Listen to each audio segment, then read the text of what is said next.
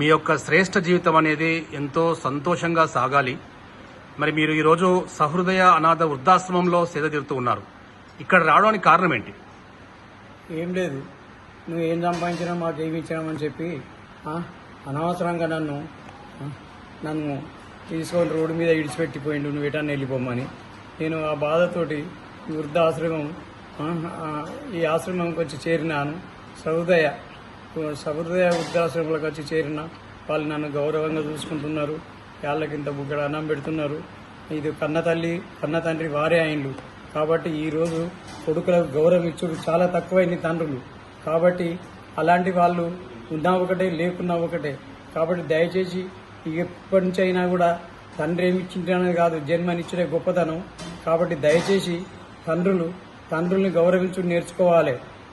తండ్రి ఏమిచ్చిండు అనేది కాదు, జన్మనిచ్చిండు. ఈ రోజు నువ్వు బంగ్లాలు కట్టినావు, ఎందుకు కట్టినావు?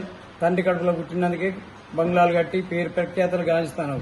కానీ తండ్రికి ఏమైనా గౌరవిస్తానవా? తండ్రిని గౌరవిస్తలేవు. కాబట్టి దయచేసి అందరూ ఇక నుంచి అయినా తండ్రిని గౌరవించుడు నేర్చుకోండి.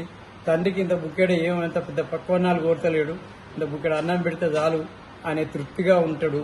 కాబట్టి తండ్రి అంటే ఏందో తెలుసుకునే వాళ్ళే గొప్పవాళ్ళు ఈరోజు.